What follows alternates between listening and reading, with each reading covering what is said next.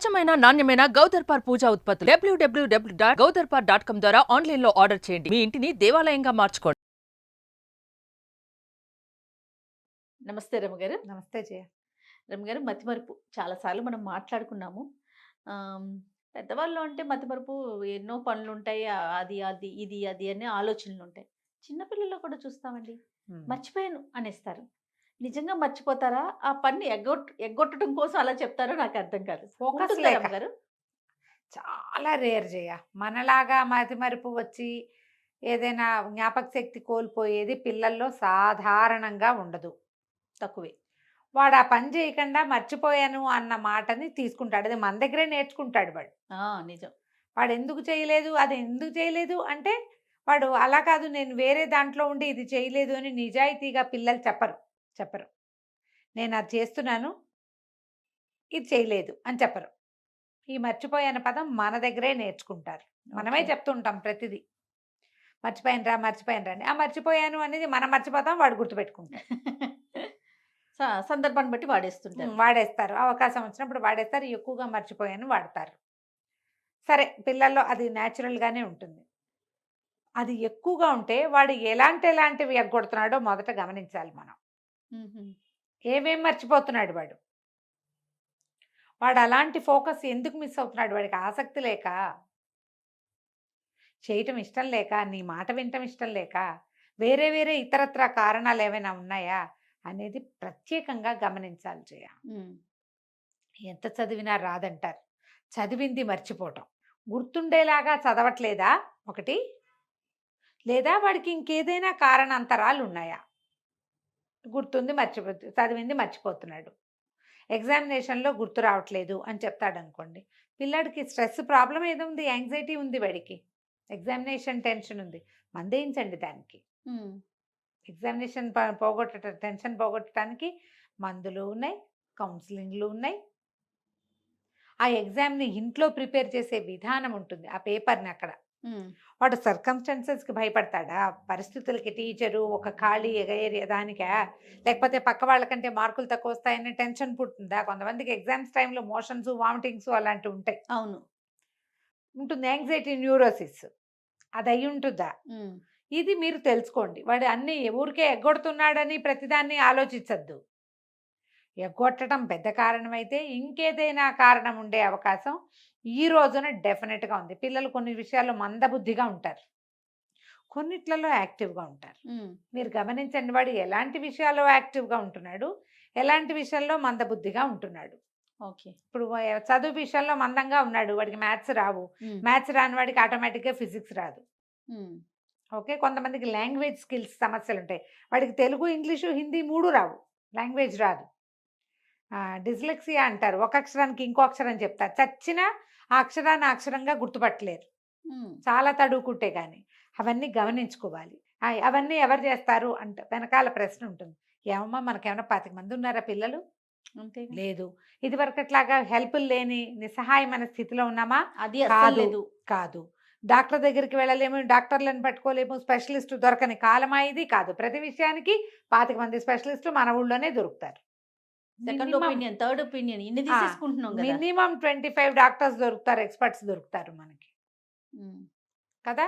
ఎంత సమాచారం లభిస్తుంది పిల్లల్లో, ఈ రకమైన లక్షణం ఉంటే ఇది అనే సమాచారాలు కూడా లభిస్తున్నాయి కదా మనకి.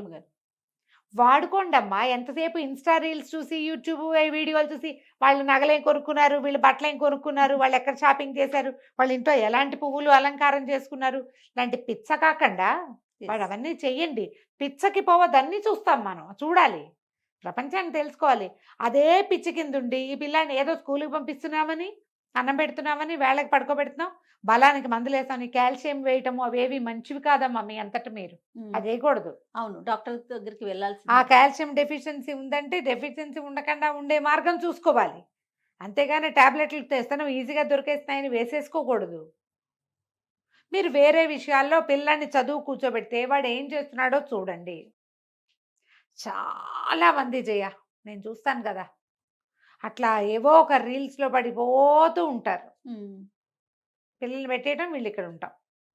లేకపోతే ఇంత యూట్యూబ్లో ఇన్ని లక్షల వ్యూస్ ఎలాగొస్తాయమ్మా? అంతేగా.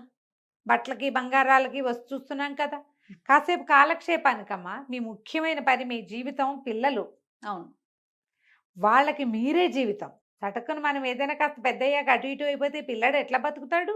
ఫోకస్ లేకుండా. మనకి ఫోకస్ పోవడానికి కారణం మన ఫోనే. ఉమ్. వాడి ఫోకస్ పోవడానికి కారణం కూడా వాడి ఫోన్ ఏమో గమనించండి. ఫోన్లో ఎక్కువసేపు ఉండనివ్వద్దు పిల్లల్ని. రకరకాల బోర్డు గేమ్స్ ఉన్నాయి, బయటికి పంపించండి. పవర్ స్పోర్ట్స్ నేర్పించండి ఏవైనా. మీరు మీ ఆ కాలక్షేపం మానుకుని వాడితోటి స్పెండ్ చేయండి. భగవంతుడు ఇచ్చిన బహుమతి పిల్లలు. ఫోన్ కాదు మనకిచ్చిన బహుమతి, అది మనని చెడగొట్టడానికే ఇచ్చాడు. అవసరాలు ఎంత ఉన్నాయో దాంతో మనం చెడిపోతున్నది అంత ఉంటుంది. అవును, వాడకంలో బట్టి ఉంటుంది అంతే కదా. స్క్రీన్ టైమింగ్ వల్ల ఏమైనా పిల్లాడు ఫోకస్ దెబ్బతింటున్నాడా అనేది. అది కూడా గమనించండి. కొంతమంది పిల్లలు కొంచెం ఫోకస్ తగ్గితే వీళ్ళకి కాసేపు మెడిటేషన్ చేయించటము, కాసేపు ఏదైనా పజిల్ గేమ్స్, బ్రెయిన్ పజిల్స్ ఏమైనా అలాంటివి చేయించడం, ఏ సూడోకు లాంటివో చేయించడము, క్రాస్ వర్డ్ పజిల్స్ లాంటివి చేయటం వల్ల బ్రెయిన్ యాక్టివ్గా అవుతుంది. ఈ మర్చిపోయాను మాట ఉండదు. ఒకవేళ అలాంటి సందర్భమే వస్తే, అలాంటిదే వస్తే దానికి తగిన వైద్యం ఏదైనా చేసుకోవచ్చు. కానీ అవి సాధారణంగా ఉండవు, రేర్గా ఉంటాయి. ఈ పిల్లలు మామూలు మర్చిపోవటాలన్నీ వాడికి ఫోకస్ లేకపోవటం, ఆసక్తి లేకపోవటం, మీరు వాడి మీద అట్మోస్ట్ శ్రద్ధ పెట్టకపోవటం, రైట్, ఇది కనిపిస్తూ ఉంటుంది. ఆలోచించాలి ఇట్లా మనం. తప్పకుండా రమ్మగారు. అయితే బ్రెయిన్ షార్ప్గా ఉండటానికి, అంటే చురుగ్గా పనిచేయటానికి ఏదైనా మంత్రం ఉంటుందా రమ్మగారు? మామూలుగా మేము పిల్లలందరికీ జ్ఞానానందమయం దేవం నిర్మల స్ఫటికాకృతిం ఆధారం సర్వ విద్యానం హయగ్రీవం ఉపాస్మహే. మేధాశక్తికి మంచిది అని చెప్తారు. మేధాశక్తికి మంచిది. ఆ శ్లోకం చదువుకుంటే బ్రెయిన్ యాక్టివ్గా ఉంటుంది, అంటే తెలివిగా ఉంటారు పిల్లలు, చదువు వస్తుంది, జ్ఞానం వస్తుంది అని చెప్తారు. హయగ్రీవ స్తోత్రం. ఓకే. కాకపోతే ఇప్పుడు మంత్రంతో చింతకాయలు రాలిపోతాయా అమ్మా? ఇది ఒక హెల్ప్ కదా, అంతే. అది ఒక హెల్ప్ పిల్లలకి వాళ్ళ బాడీ పార్ట్స్ చూసుకోవటం, లెక్కలు చేయించడం, మ్యాథ్స్ కౌంటింగ్ వల్ల ఇది పెరుగుతుంది, బ్రెయిన్ షార్ప్ అవుతుంది. ఎక్కాలు చెప్పించడం, టేబుల్స్ అవి రావు చాలా మంది పిల్లలకి నాకు చిన్నప్పుడు రావు, ఇప్పుడు బాగా వచ్చు. చిన్నప్పుడు కూడా 1 to 10 అంటే 1 to 20 మొదటి 10 తర్వాత అవి రావు. పిల్లల్ని మనం అడిగామనుకో 517 సార్ అంటే 17 5 అని వీడు కౌంట్ చేసుకుని చెప్తారు. కౌంట్ కాదు, షార్ప్గా ఆన్సర్ రావాలంటే అది బ్రెయిన్లో ఉండాలి. పిల్లలకి రావని అనుకోవద్దమ్మా అసలు. పిల్లలు మనకి 12, 14, 13 సంవత్సరాల దాకా పిల్లలు మా ఆయుర్వేదం ప్రకారం కఫతత్వంలో ఉంటారు. ఎన్ని నేర్చుకుంటారో వాళ్ళు, ఎన్ని రకాలైన వస్తాయి. ఇవన్నీ పెట్టాం అవేమొస్తాయి అని అనుకోకండి మీరు, అసలు అనుకోవద్దు. 10, 12 రకాల లలిత కళల్ని 10 ఏళ్ల వయసులోనే నేర్చుకోగలుగుతారు. వాడి ఆసక్తి మీ ఓపిక. నిజంగా ఎన్ని రకాలైనా చెప్పచ్చు మీరు. Telugu, English, science, social, maths, వాటితో పాటుగా మీరు సంస్కృతం నేర్పించవచ్చు, జర్మన్ నేర్పించవచ్చు, ఫ్రెంచ్ నేర్పించవచ్చు, ఏదైనా చేత్తో చేసేవి 3, 4 రకాలు చెప్పించవచ్చు. ప్రతి సంవత్సరము ఒక కొత్త ఫైన్ ఆర్ట్ నేర్పించవచ్చు. అవన్నీ ఉంటాయి. వాటన్నిటి వల్ల ఏంటంటే ఇప్పుడు మాస్టరీ చెయ్యరు ప్రతి దాంట్లోనూ, కానీ వాడికి ప్రతిదీ తెలిసి ఉంటుంది, బ్రెయిన్ యాక్టివ్గా ఉంటుంది. అర్థం చేసుకోండి నేనేం చెప్తున్నాను. ఎవ్రీ సమ్మర్లో వాడికి లాస్ట్ ఇయర్ చేసిన పెయింటింగే ఈసారి పెట్టద్దు. వాడికి పెయింటింగే పిచ్చాసక్తిగా ఉందనుకో అప్పుడు పెట్టచ్చు. ఈసారి ఇంకోటి పెట్టండి. దానికోసం ఒక బడ్జెట్ పెట్టుకోండి పిల్లలకి ఏమైనా నేర్పించడానికి. కొంతమందికి అన్ని ట్రై చేస్తాం, ఏమీ రావు. వాళ్ళకి వచ్చేది ఏదో ఉంటుంది, వాడికి హాయిగా తిని కూర్చోవటమే ఇష్టం. వండటం నేర్పించండి వాడికి శుభ్రంగా. రకరకాలు నేర్చుకుంటున్నారా మా పిల్లలు? నేర్చుకుంటున్నారు, చక్కగా చేస్తారు. ఇంట్లో పని చేయించండి. ఏ పనుల్లో వీడు నైపుణ్యం కనబడుతున్నాడో గమనించండి. అదే పని చేస్తూ వాడు బతకక్కర్లా, దాని మీద డెవలప్ చేసుకోవచ్చు కొత్తవి. ముందు బ్రెయిన్ షార్ప్గా ఉంటుంది, యాక్టివ్గా ఉంటారు. పని మీరు ఎంత పని చేస్తే బ్రెయిన్ అంత యాక్టివ్గా ఉంటుంది.